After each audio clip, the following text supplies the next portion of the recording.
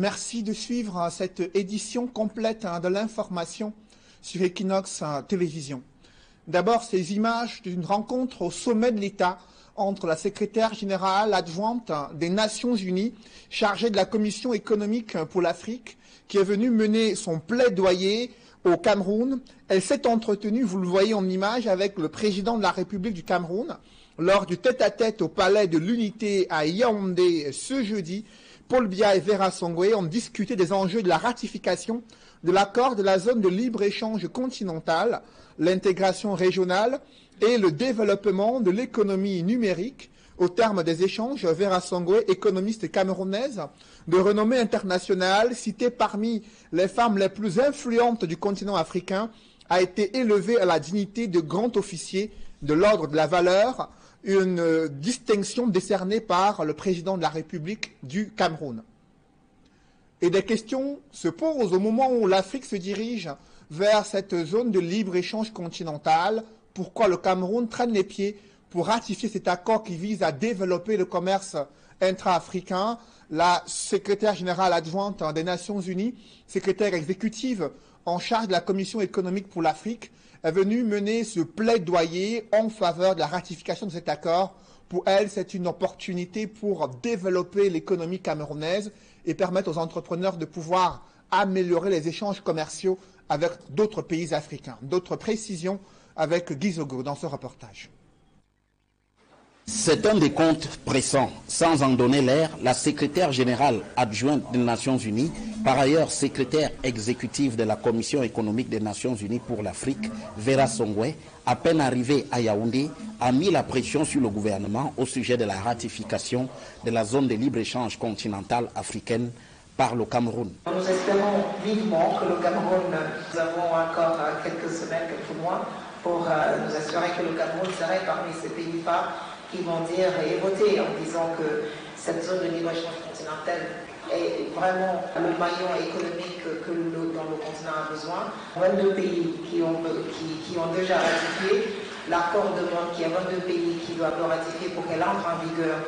Cette sortie de Vera Songwe a contraint le ministre du Commerce, Luc Magloire Mbargatangana, à réagir au nom du gouvernement.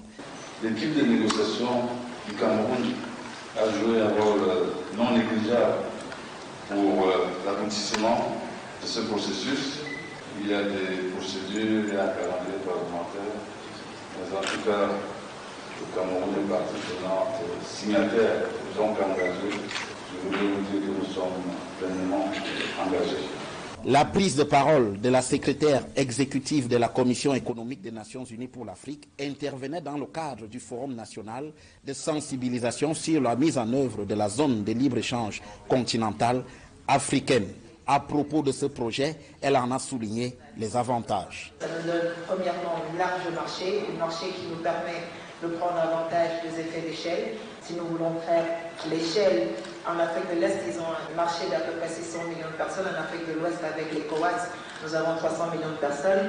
Nous avons une taille un peu moindre, mais nous avons la possibilité de diversifier nos produits pour pouvoir vendre à nos frères en Afrique de l'Ouest qui sont tout à côté. Prévenante, elle a anticipé sur les inquiétudes que d'aucuns pourraient nourrir à propos des pertes fiscales. Nous pensons que la zone de libre-échange continentale va soutenir les petites et moyennes entreprises, surtout, et nous le savons si bien, les femmes qui sont toujours en avant quand nous parlons du commerce transfrontalier. Avec la zone de libre-échange continentale, nous allons enlever certains de ces handicaps. Évidemment, il va falloir faire un peu plus sur le doing business. Dans la foulée, la secrétaire exécutive de la Commission économique des Nations Unies pour l'Afrique s'est entretenue longuement avec le ministre délégué aux relations extérieures. Le chef de l'État, Paul Biya, a également signé un décret portant modalités de création et de gestion des zones économiques au Cameroun. Et évoquons à présent cette mobilisation du chef du gouvernement, Premier ministre, qui a fait le déplacement de Konsamba afin de rassurer les populations sur la stratégie gouvernementale visant à développer le département du Mungo, jadis pionnier du développement agricole, économique et culturel. Ce département est à la croisée des chemins entre le sous-développement infrastructurel, l'insuffisance des services sociaux de base. Les populations se plaignent et le ministre d'Habitat a sur la table afin d'interpeller les prestataires chargés des travaux d'aménagement routier afin que ceux-ci soient achevés dans les délais impartis. Reportage Cyril Djemba et Kediara. Les chantiers abandonnés du Mungo, dont la région du littoral, préoccupent le ministre du Développement urbain et de l'Habitat. Elle a effectué ce mercredi une visite dans ce département afin de stimuler les responsables de ces différents chantiers avec lesquels elle a eu une séance de travail suivie d'une visite guidée. De sensibiliser les entreprises quant au respect de leurs engagements, de parler aux populations également quant à la mobilisation citoyenne. Vous savez, le chef de l'État parle de développement durable de notre pays comme cause nationale. Que les jeunes, les femmes qui sont autour de ces grands chantiers s'organisent pour travailler sur le chantier, saisir les opportunités d'emploi qu'offrent ces grands chantiers, mais également saisir cette opportunité pour être les gardiens de ce qui est en place. Au cours de sa petite tournée dans la ville de Konsomba, elle va toucher du doigt la réalité telle que vécue par les populations. Nous avons un problème d'eau ici, là, le pont là, ça ne passe pas. Quand il pleut, l'eau entre dans les maisons, ça nous emporte les marmites, ça mouille les matelas, ça monte jusqu'au lit. Il faut ranger les choses, tout tu assois sur la table, tu portes les matelas, tu mets les enfants sur le matelas, sur la table, en haut, pour attendre que l'eau entre. Un état de choses qui va la pousser à durcir le ton vis-à-vis de ces promoteurs d'entreprises de marché public qui ont investi dans le retard. Collusion entre les bureaux d'État et les entreprises, l'État camerounais ne s'en sortira pas. Parce que nous avons nos ingénieurs, mais on vous paye beaucoup d'argent au BET pour être là pour encadrer le travail, pas pour défendre l'indéfendable. Comme pour justifier ce laxisme, les entreprises indexées vont soulever les lourdeurs administratives, le retard de paiement ainsi que le défaut de financement comme cause de toutes ces tracasseries. Les difficultés que nous rencontrons, c'est le manque de financement par les banques au Cameroun.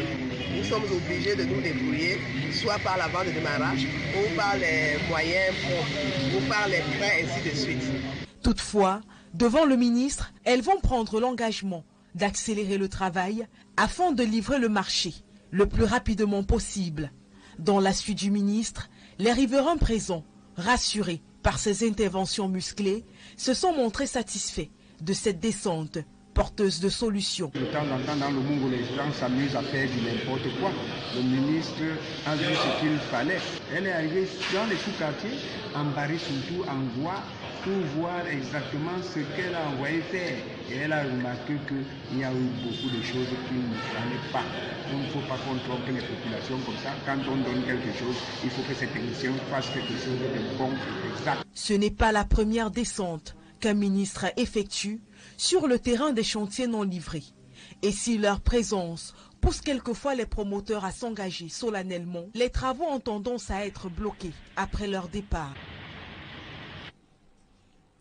Dans le reste de l'actualité, Michel Ndoki, avocate au barreau du Cameroun et vice-président de la section femmes du MRC, doit encore attendre le 25 avril 2019 pour être fixé sur son sort.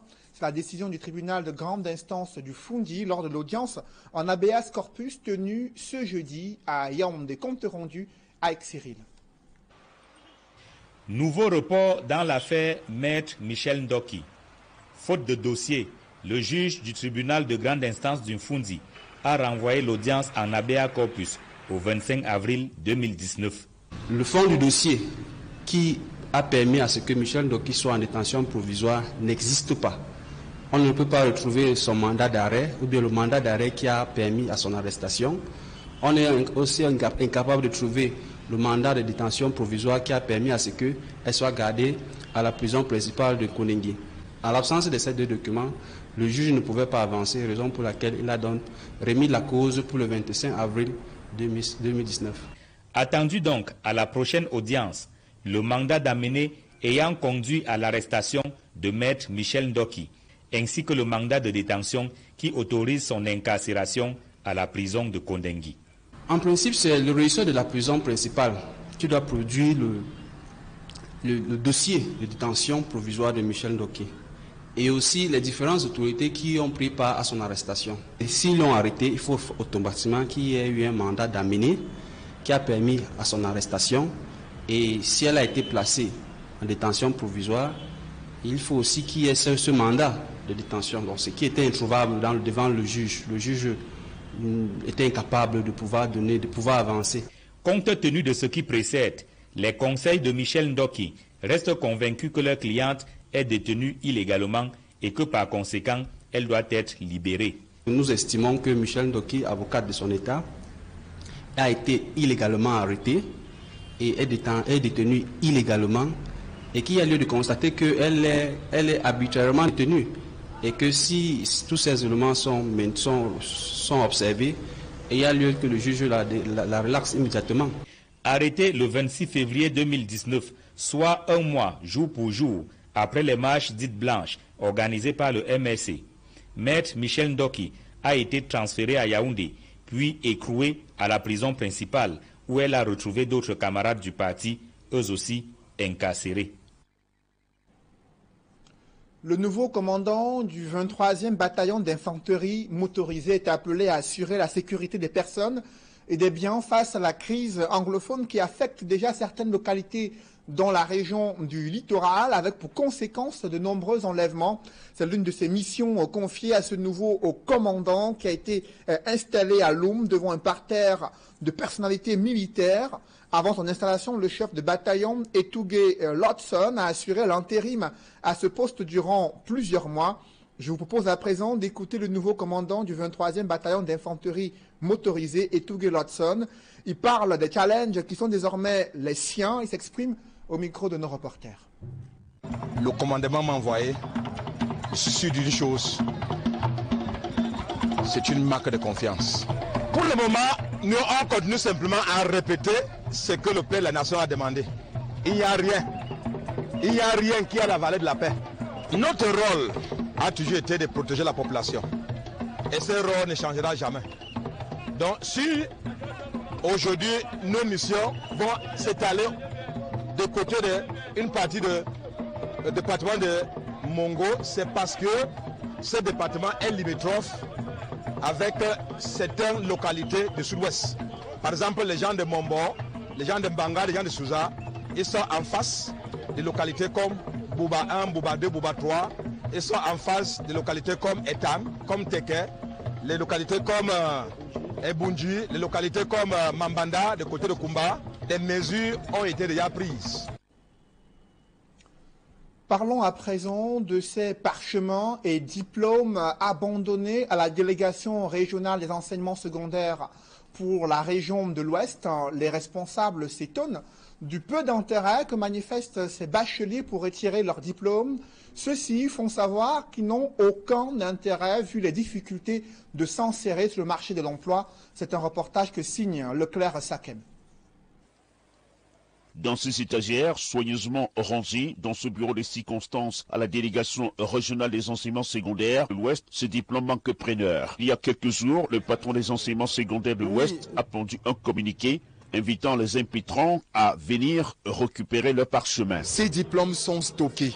Et dans les structures de la délégation régionale de l'Ouest, nous comptions déjà plus de 24 000 diplômes stockés. Alors, on s'imaginait un seul instant, s'il y a un incendie qui survient, alors on aura 24 000 diplômes détruits parce que les gens ne sont pas venus les retirer à temps.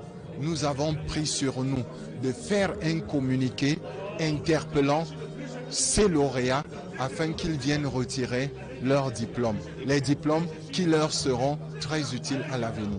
Pour l'universitaire Jean-Claude Jacob, il faut que l'État corrige son mode de fonctionnement pour redonner les valeurs aux choses pour lesquelles on s'est battu dans la vie. Si aujourd'hui l'État a dit qu'on peut composer avec le récépissé et que l'enfant compose et passe, où est l'intérêt?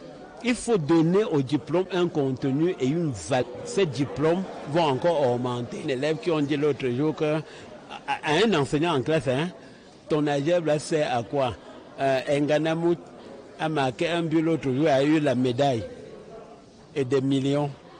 c'est ton AGEP qui va servir à quoi? Si déjà cet enfant dit que l'AGEP va lui servir à quoi, c'est pas aller prendre un papier qui dans sa tête est inutile, qui va le motiver davantage. Parce qu'on est en train de développer les contre-valeurs, les anti-valeurs. L'intelligence est foulée aux pieds. La corruption, le népotisme, le clientélisme, ça a pris la ruche. Conclusion, les papiers ne servent à rien. Il est à noter qu'au bout de 3 ans, le ministre renvoie à l'Office du baccalauréat du Cameroun les parchemins non récupérés. Raison principale, le manque d'espace, car il faut pouvoir classer les nouvelles entrées. Le reportage qui va suivre, c'est l'histoire d'un enfant à première vue surdoué en conception mécanique et robotique. Il a 17 ans, Blaise, et il conçoit avec perfection des modèles réduits d'engins lourds, avions, également robots et autres véhicules venant du nord-ouest. Il a été repéré par nos reporters Innocent Abega et Jean-Paul Chouniat. Regarde.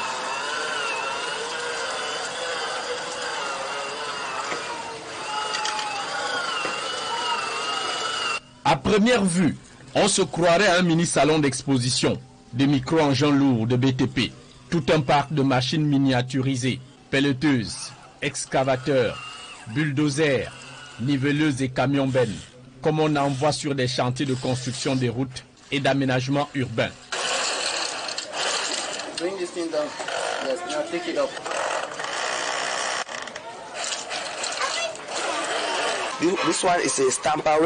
Ceci est un compacteur utilisé pour aplanir et damer les couches de matériaux afin d'éviter des nids de poules à l'avenir, comme c'est souvent le cas sur nos routes mal compactées. À base de carton, polystyrène, contreplaqué et bambou, toutes ces micro-machines sont conçues, construites et mises en mouvement grâce au génie créatif et concepteur d'un surdoué de 17 ans, au quotient intellectuel, certainement très au-dessus de la moyenne humaine. Elle ne bouge que lorsque la pelle est levée. Quand l'engin se déplace, la pelle du bulldozer doit être levée pour faciliter ses mouvements. Awa Blensky, c'est ce jeune homme qui a réussi l'exploit de réaliser 2 engins en un, à double fonction.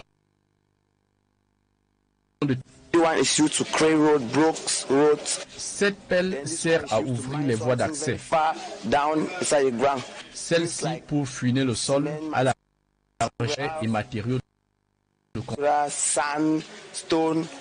Dans sa curiosité mécanique et scientifique, notre jeune ingénieur en herbe a su allier électronique, électromécanique et mécatronique pour donner à ces mini-créatures matérielles.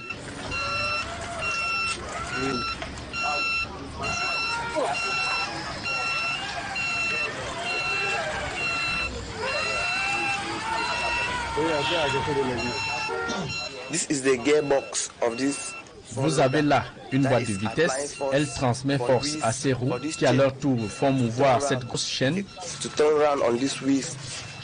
Cela permet à l'engin d'avancer, reculer, tourner à gauche ou à droite.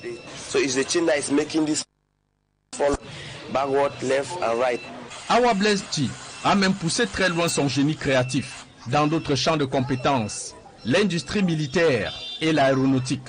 La top des tops, ce char d'assaut allemand, le Kraftpanzer II de la Deuxième Guerre mondiale.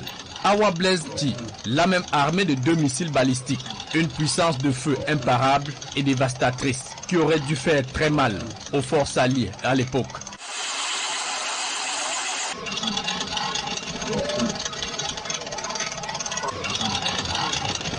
La deuxième star de ce salon, c'est cet avion civil, version jet privé. Là, ce sont les volets des ailes qui permettent à l'avion de décoller du sol. Quand l'avion est en vitesse sur la piste, ces volets compriment l'air qui pousse l'aéronef à s'élever. Ici, c'est le gouvernail de queue. Il permet d'orienter l'appareil vers une direction voulue. Le jeune homme a même fabriqué une chaîne de montage robotisée.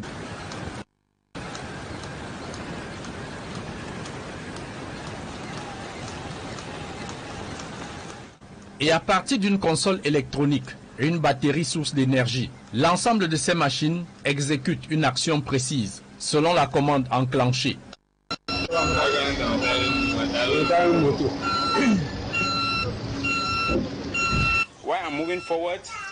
Quand j'appuie sur un godet, une action s'enclenche, soit tournée, soit virée.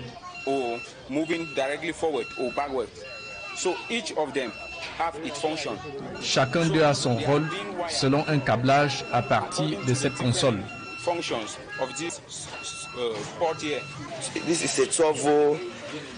Cette batterie a une puissance de 12 volts, comme les moteurs de ces machines. On ne peut utiliser plus de 12 volts pour actionner ces engins. Si une source d'énergie dépasse celle des machines, les moteurs perdraient leur puissance. Toutes ces réalisations techniques, notre petit génie les puise d'une inspiration depuis sa tendre enfance. À l'époque, j'étais gamin. Les autres enfants s'amusaient avec leurs jouets. Mes parents ne pouvant m'en offrir, j'observais les leurs pour fabriquer mes jouets. Depuis ce temps-là, je m'inspirais des différents jouets autour de moi et même dans les films.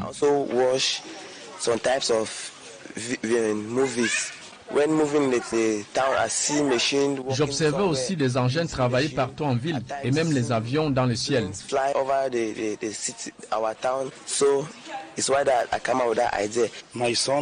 Tout a commencé depuis l'âge de 5 ans. Chaque fois que mon fils observait un objet autour de lui, il essayait de le reproduire.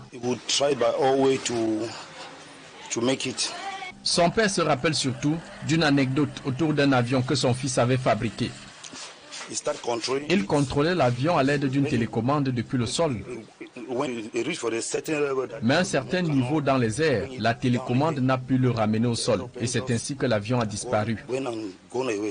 Bien encadré et encouragé par sa famille, Awa Blesti n'a qu'un seul rêve. Je veux devenir ingénieur pour fabriquer toutes ces machines, engins, véhicules et avions dans notre pays, parce que tout chez nous provient des pays étrangers. J'ai jamais vu un engin avec la mention fabriqué au Cameroun.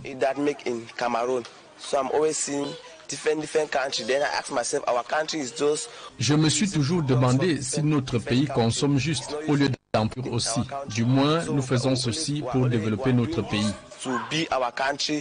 Élève en classe terminale, filière mécanique automobile, Awa Derrick, son frère aîné, n'en revient point de la quantité et la qualité des connaissances de son cadet dans le domaine. On nous enseignait la technique, mais j'ai constaté que les connaissances de mon petit frère étaient largement au-dessus des miennes, apprises dans une école. Élève en classe de 3e année, dans un établissement technique à Bamenda, Awa Blesti a fui la guerre au nord-ouest avec sa famille pour avoir la paix à Douala, faisant le tour de la ville pour exposer sa marque de fabrique Nchi Style, gagnant un peu d'argent en attendant son... Dallas Tiana et Sylvestre Hippolyte Zangao.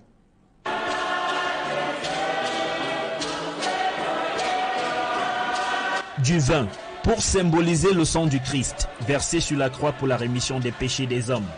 Un symbole fort pour les prêtres qui l'ont transporté jusqu'à l'autel, à l'occasion de la messe trismale, dite ce jeudi saint. La cathédrale Saint-Pierre et Paul de Douala, archicombe. Plusieurs fidèles ont suivi la messe depuis l'extérieur.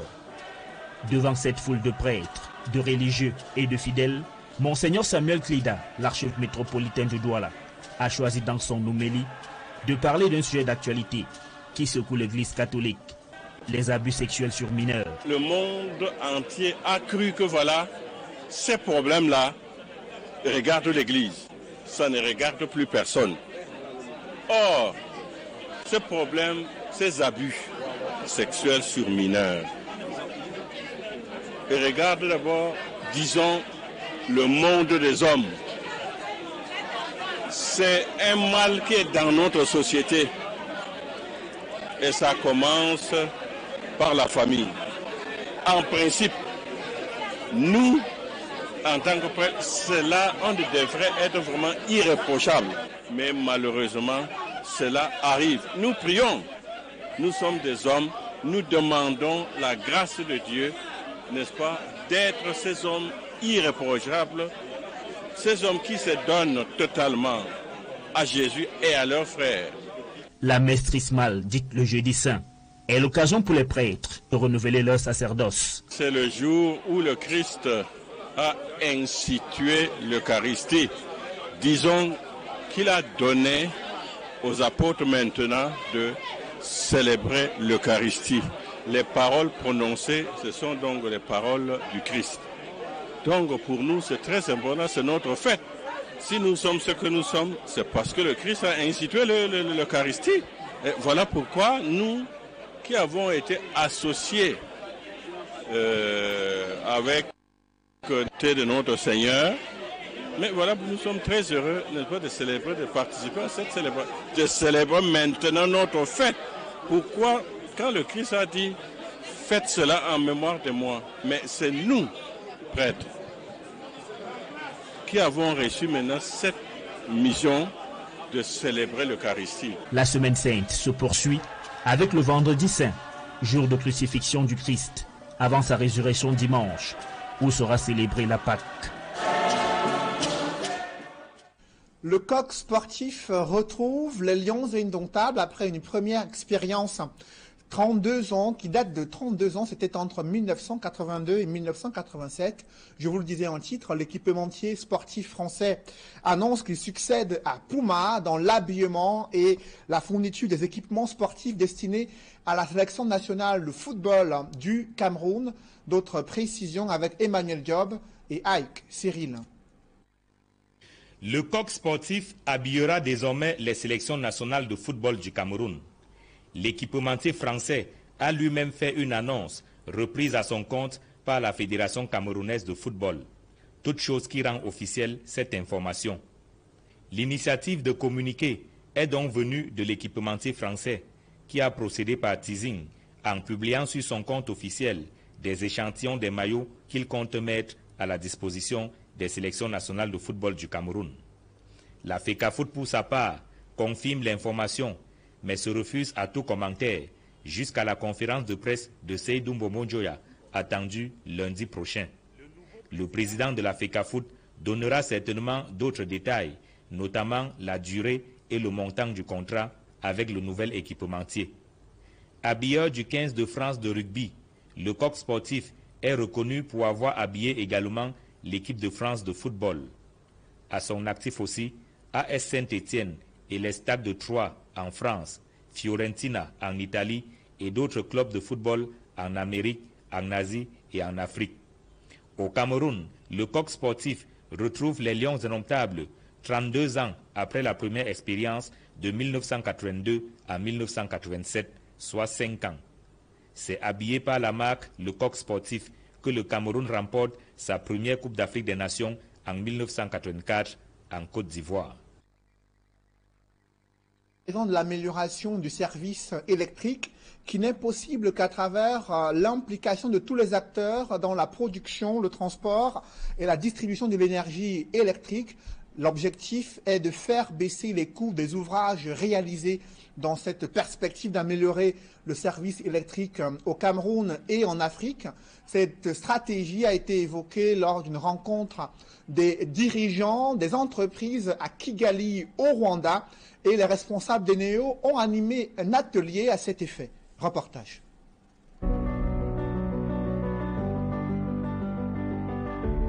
À Kigali, en marge du Forum des PDG d'Afrique, qu'accueillait cette année la capitale rwandaise, Eneo, le distributeur de l'électricité au Cameroun et le cabinet d'avocats international Auric ont réuni autour de la table des opérateurs du secteur de l'électricité en Afrique, des banques et des bailleurs de fonds, des fonds d'investissement, des représentants de gouvernements et d'agences de régulation pour débattre des conditions à réunir pour un secteur de l'électricité efficace et dynamique en Afrique. Et nous avons bien compris que nous avons des problèmes à monter des projets. Les projets prennent trop de temps, coûtent trop cher dans la partie administrative et il faudrait qu'on travaille ensemble pour réduire ça. Nous avons des problèmes pour collecter de l'argent, pour que nos clients payent. Il faudrait donc accélérer l'utilisation des technologies, des compteurs prépayés par exemple, et trouver des solutions pour les grands clients, comment leurs dettes peuvent être gérées.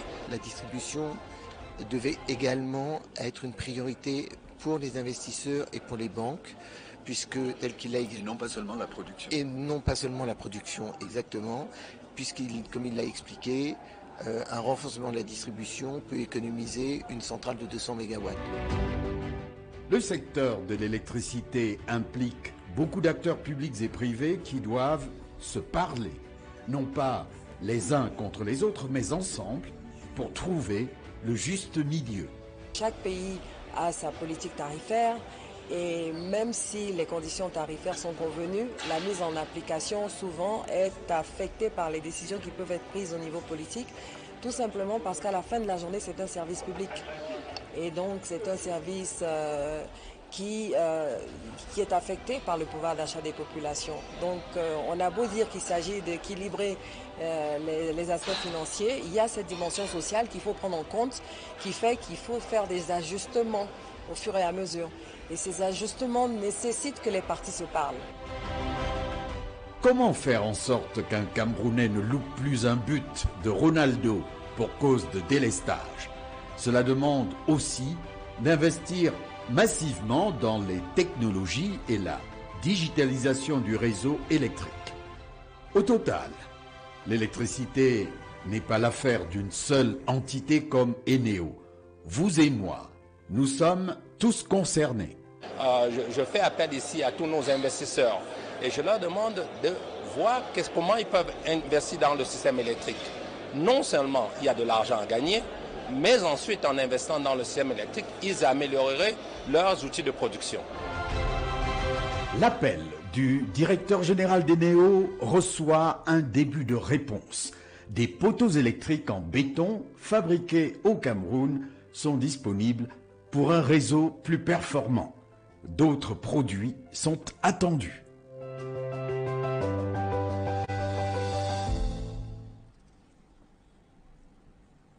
Mesdames, Messieurs, c'est la fin de ce journal. Merci de l'avoir suivi. Juste après cette édition de 20h, retrouvez Serge Alain Otto et ses invités pour le débrief du journal sur le plateau d'Equinox Soir. Serge Alain.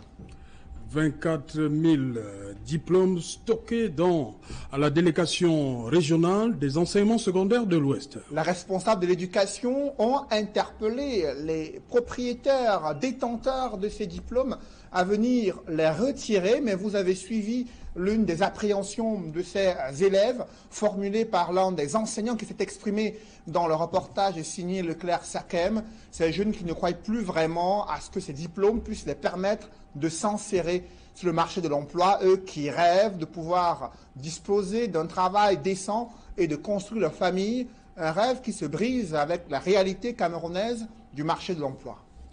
Les téléspectateurs m'en voudront de ne pas faire cette halte et consacrer quelques minutes dans Equinox Soir, le débrief, à ce jeune génie, Awa Blaise Chi.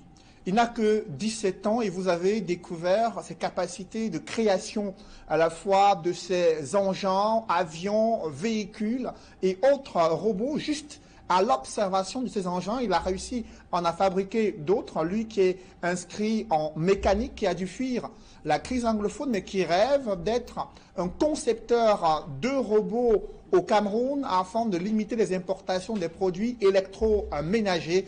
Et l'on devrait davantage donner, bien sûr, des moyens d'accompagnement à ces génies camerounais qui n'ont que besoin de s'exprimer. Voilà, madame, monsieur, c'est donc l'essentiel, l'Equinox Soir, deuxième partie. Bonne soirée à vous, Cédric. Bonne soirée à vous, Serge Alain. Rendez-vous lundi 20h. Rendez-vous lundi 20h. Madame, monsieur, dans un instant, la suite Equinox Soir, toujours en compagnie de nos 4 invités.